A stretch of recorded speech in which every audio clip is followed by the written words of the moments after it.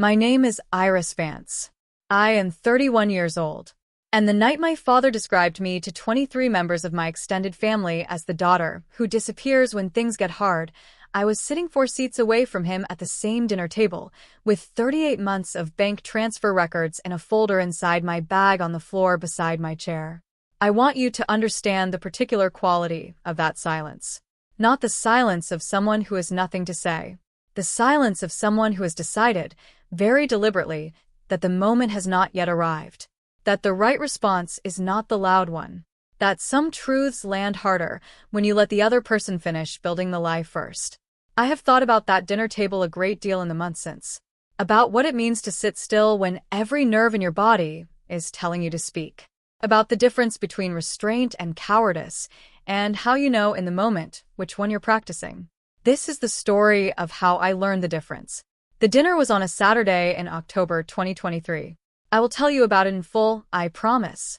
But first I need you to do something for me. Whatever you can see from where you are right now, a window, a ceiling, a street, I want you to think about the last time someone told a story about you in a room and got it completely wrong, and you had to decide whether to correct them. Because that moment, that specific calculation, is what this story is really about. The documents and the bank records and the attorney's letter, those came later. The story begins in the decision to say nothing.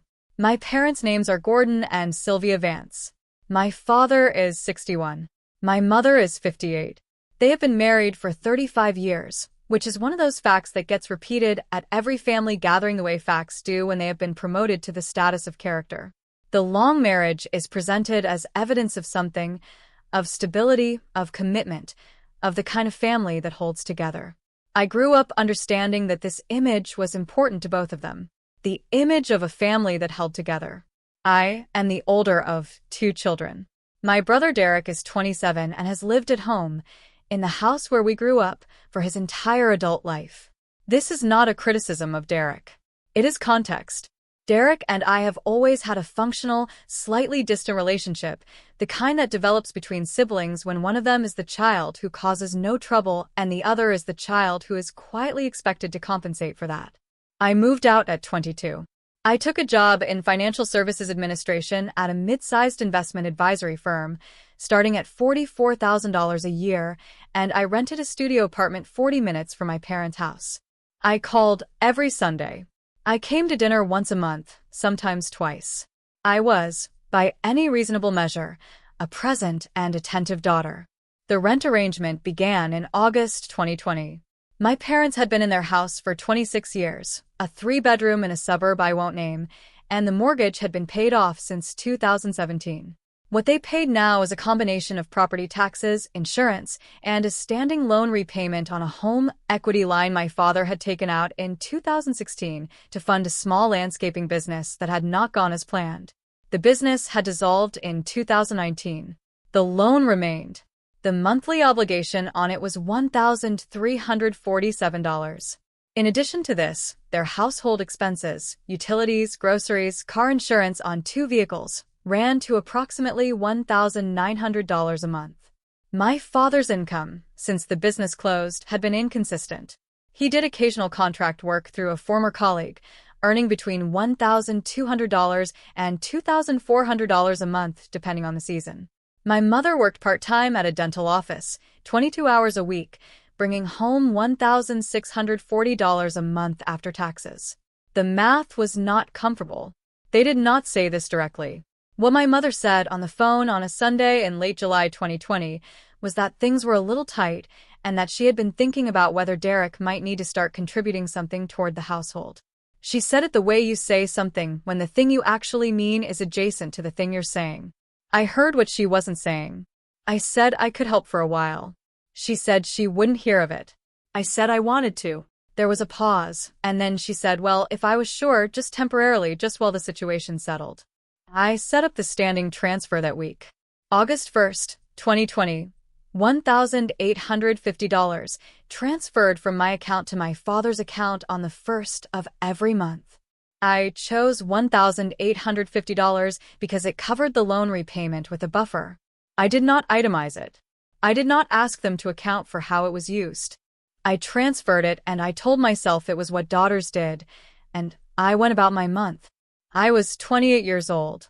I was earning $52,000 a year by then, having received a raise in early 2020 when I was promoted to senior administrator. After taxes and my own rent and expenses, $1,850 a month was 47% of my take-home income. I knew this. I had run the number in my head on the drive home from my parents' house the Sunday my mother mentioned things were tight. I had decided it was manageable.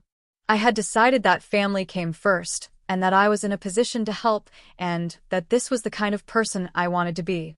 I have spent a significant amount of time since October 2023 examining that decision. Not regretting it, exactly, but looking at it carefully the way you look at something you made in low light and want to understand in full. The transfers continued for 38 months. August 2020 through September 2023, first of every month, without a single gap. Total transferred, $70,300. I know this figure precisely because I am, by training and temperament, a person who keeps records. I had a spreadsheet. I had the bank statements.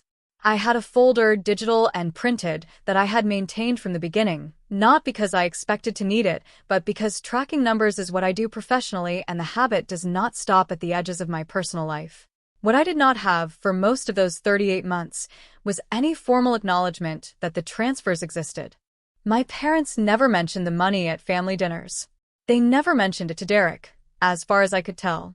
When my aunt commented once, at a Christmas gathering in December 2021, that my parents seemed to be doing well, my mother smiled and said that they managed, that Gordon had been picking up some good contracts, that they were careful with their finances.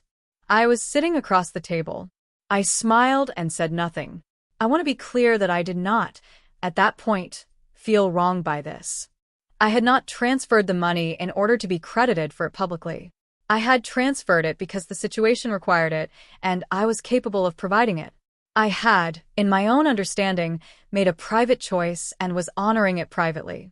The arrangement felt, if uncomfortable in some ways, essentially correct. What changed was not the money. What changed was the story they were telling without me.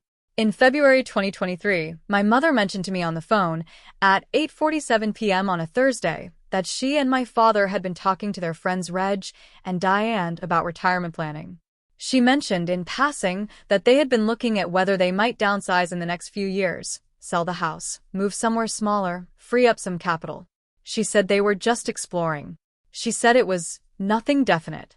What she did not mention was that they had also been telling Reg and Diane and apparently several other people in their social circle that they were managing entirely on their own. That their children, both of them, had not been particularly helpful. That Gordon and Sylvia Vance had built their stability through discipline and careful management, and without relying on anyone. I learned this in April 2023, not from my mother but from my cousin Petra, who had been at a barbecue at Reg and Diane's house, and had come away with the impression that my parents were proudly self-sufficient. Petra texted me about it with the cheerful casualness of someone passing along pleasant news. Your parents seem to be doing really well. Apparently, they've managed everything themselves through the rough patch. Good for them. I read that text at 7:22 p.m. on a Friday evening. I sat with it for approximately 10 minutes. Then I opened my spreadsheet and looked at the running total, which was at that point $57,200, and I felt something shift in a way I had not allowed myself to feel before. Not quite anger. Something more precise than anger. Something closer to clarity. I called my friend and colleague Abina that evening.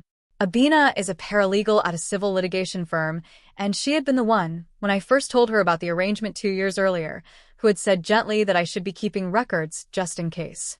I had laughed at the time and said she was being dramatic. I called her in April 2023 and said, "I think I understand why you said that." She asked me what had happened. I told her about Petra's text. She was quiet for a moment, and then she said, "Iris, I want you to talk to someone in my office. Just to understand your position. You don't have to do anything. Just know where you stand."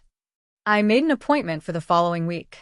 I met with attorney Raymond Osei at 2 p.m. on April 18, 2023, at his firm's office on the 7th floor of a building downtown. He was a civil attorney who specialized in, among other things, family financial disputes. I laid out the situation. The transfers, the amounts, the duration, the informality of the arrangement, the absence of any written agreement. He asked questions in the methodical way of someone building a structure in his head while you talk. When I finished, he said the situation was not unusual and that the legal concept most relevant to my position was unjust enrichment, that a party who has received a benefit at another's expense, without formal agreement, may in some circumstances be required to account for it. He said the key variables were documentation, intent, and whether the transfers could be characterized as gifts or as support provided under an implicit expectation of acknowledgement or reciprocity. He said my documentation was, in his assessment, unusually complete. He said I should not do anything precipitous. He said I should continue to document and come back if the situation developed. I thanked him. I paid the consultation fee of $375. I drove home, and I sat in my car in my building's parking garage for a while before I went upstairs. I continued the transfers. May, June, July, August, September 2023. First of the month, $1,850, every time. I told myself I was waiting to see if things would shift on their own. They shifted at my grandmother's birthday dinner in September 2023. My grandmother, my father's mother, turned 82 on September 14, 2023. The family gathered at my aunt's house. My parents, Derek, 3 of my aunts and uncles, assorted cousins, and my grandmother herself, who sat at the head of the table and was sharper and more observant than anyone in the room gave her credit for. Dinner was set for 6 p.m. I arrived at 5:48 p.m. with flowers and a card and a specific bottle of wine my grandmother had mentioned once, in passing, that she liked. At some point after dinner, while the table was being cleared and people were moving between the kitchen and the living room, I overheard my mother talking to my Aunt Karen at the kitchen counter. Their voices were not quiet. My mother was saying something about how difficult things had been, how she and my father had really struggled, really carried everything themselves, and how the children, well, Derek had always been there at home, but Iris had her own life and really hadn't been involved much, hadn't helped in the way you'd hope a daughter would. I was standing in the hallway. I had come to refill my glass. I stood there, and I listened and I did not move. My aunt said, in a sympathetic tone, that it was hard when children moved away and got absorbed in their own lives. My mother said yes, exactly, that was exactly it. She said she didn't blame me, she understood I was busy, but that it had been a difficult few years and she and Gordon had really had to find their own way through it. I went back to the dining room. I sat down. I finished my wine. At 9:14 p.m. I kissed my grandmother on the cheek, said happy birthday, and drove home. In my car at 9:31 p.m., I called Abina. Tell me again what Raymond said about documentation, I said. She told me again. I listened carefully this time in a way I had not entirely been listening the first time around. I made another appointment to see Attorney Osei. I went on September 22, 2023, at 3:30 p.m. I told him what I had heard at my grandmother's dinner. He listened. He said that the pattern of statements, both the denial of my support to social contacts and the characterization of me as uninvolved to family, was significant. He said it suggested the informal arrangement was not being treated as support, but as invisibility. He said he thought it was time to begin preparing formal documentation in anticipation of potential action. He asked me if I wanted to continue the transfers in the meantime. I thought about it. 1 more month, I said, and then I'll let you know. I transferred $1,850 on October 1, 2023. It was the 38th transfer. And then I waited for the family dinner that was already scheduled for October 14th, the one my uncle hosted every year in the fall, the one that would include most of the same people who had been at my grandmother's birthday. I had decided by then what I was going to do. Not at dinner. After dinner. I was going to let the dinner happen first. The October dinner was on a Saturday. My uncle's house was warm and loud in the way of large family gatherings, the kind where there are 3 conversations happening at once and the television is on in the other room and someone's children are running in the hallway. I arrived at 6:30 p.m. I sat near my grandmother, who who squeezed my hand when I sat down and looked at me with the particular attention of someone who notices things. Dinner moved in the way that family dinners move, courses and laughter, and the gradual loosening that comes with wine and familiar company. And then, somewhere in the second hour, my Uncle Philip asked my parents how things had been. He asked it in the expansive way that uncles ask things at dinners, not expecting a difficult answer. My father answered. He said things had been challenging, that the past few years had tested them, but that he and Sylvia were proud of how they had managed. He said they had learned that you really find out who is in your corner when times are hard. He said that some people step up and some people step back, and that unfortunately in their experience it had been the latter. He didn't use my name. He didn't have to. My uncle's eyes moved briefly to me and away. 3 of my cousins were very interested in their plates. My Uncle Philip, who is a decent man and who looked uncomfortable, said he was sure everyone had done their best. My father said yes, of course, he wasn't pointing fingers. It was just the reality. I looked at my grandmother. She was looking at me. Her expression was very careful and very quiet and told me nothing except that she was paying attention. I had the folder in my bag. Printed bank statements, 38 months, organized by date, with a summary sheet on top showing the running total, $70,300. I had put it there that morning not because I planned to produce it at dinner, but because I had wanted it near me, the way you want the right tool in your pocket before you know exactly when you'll need it. I said nothing. I had a second glass of wine. I helped clear the table. I kissed my grandmother at 9:47 p.m. and I drove home. Something inside me had finally hardened instead of bending. That is the only way I know how to describe it. Not a sudden snap, more like a long, slow process of calcification that had been happening for months and that I had only now acknowledged was complete. I called Attorney Osei at 8:03 a.m. the following Monday, October 16th. I said I was ready to proceed. He sent the letter on November 3rd, 2023, a Friday, at 10:30 a.m. It was a formal letter of demand addressed to my parents, drafted on his firm's letterhead, identifying me as his client and outlining the basis of a claim for reimbursement of $70,300 in undocumented financial support provided between August 2020 and September 2023. The letter cited the legal basis, unjust enrichment, and constructive support, and requested a written response within 21 days. It was 3 pages long. It was very precise. Attorney Osei had sent me a copy by email at 10:32 a.m. I was at my desk at work when it arrived. I read it once. Then I put my phone face down and went back to the spreadsheet I had been reviewing before it came in, and I sat with the specific, unfamiliar feeling of having done something that could not be undone. My mother called at 2:17 p.m. that afternoon. I did not answer. My father called at 2:34 p.m. I did not answer. My mother called again at 3:51 p.m., 4:22 p.m., and 5:09 p.m. I did not answer any of them. Derek texted at 6:44 p.m. The text said, "What is going on? Mom is really upset. Did you send them some kind of legal thing?" I replied, "Yes. My attorney can explain it if they have questions." The family group chat, 23 members, aunts and uncles and cousins and my grandmother, had been quiet all day. At 7:38 p.m., my Aunt Karen posted a question mark. Nothing else. Just a question mark. And then the chat went silent. For 11 days, it went completely silent. I know the exact count because I checked.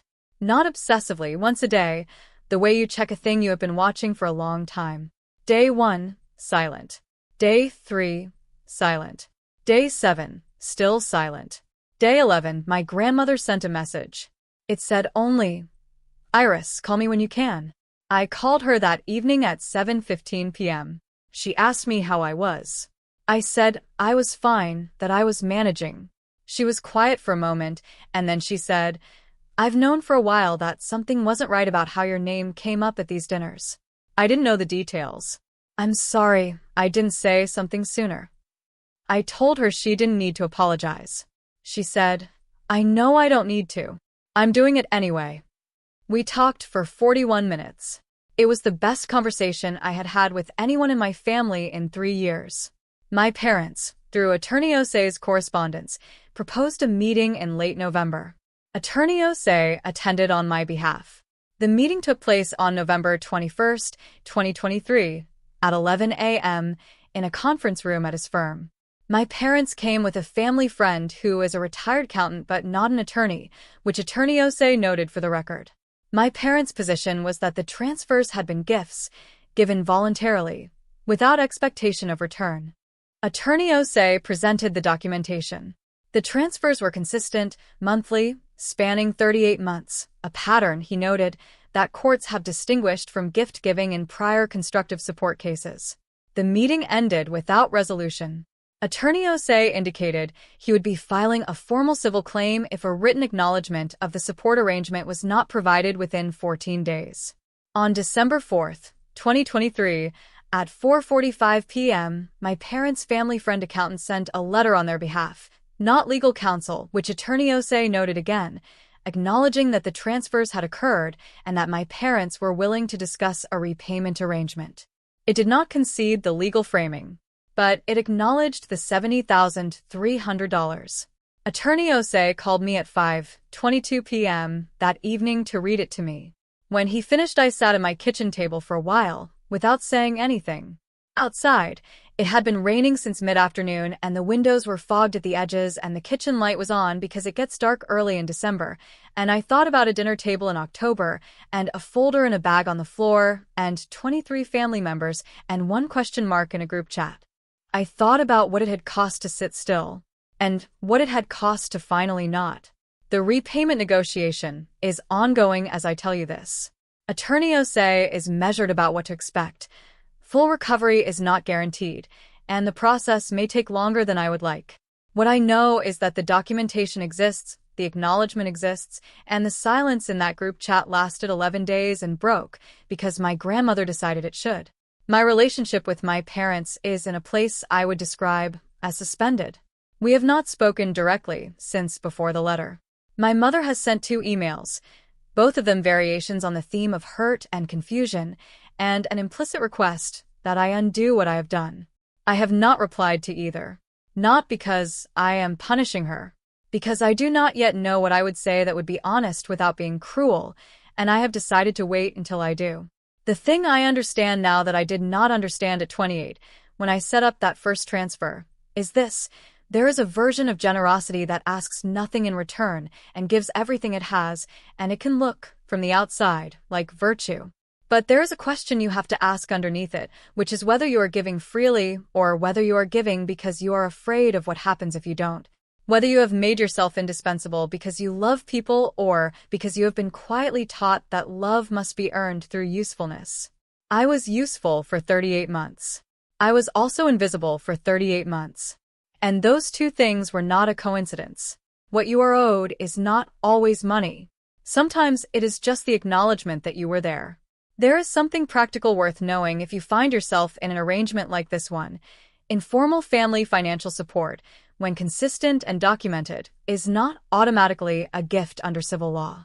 The distinction between a gift and a constructive support obligation depends on factors including regularity, amount, duration, and whether the recipient had reason to expect the support to continue. If you are providing consistent financial support to family members without a written agreement, the single most important thing you can do is keep records. Not because you expect to need them, but because records are the only thing that can speak when you have decided, at a dinner table, to stay quiet. If you were in Iris's position, sitting at that table with 38 months of bank records in your bag, while your father told the room you had never been there, would you have produced the folder that night, in front of everyone? Or would you have waited, the way she did, and let the attorney's letter do the talking?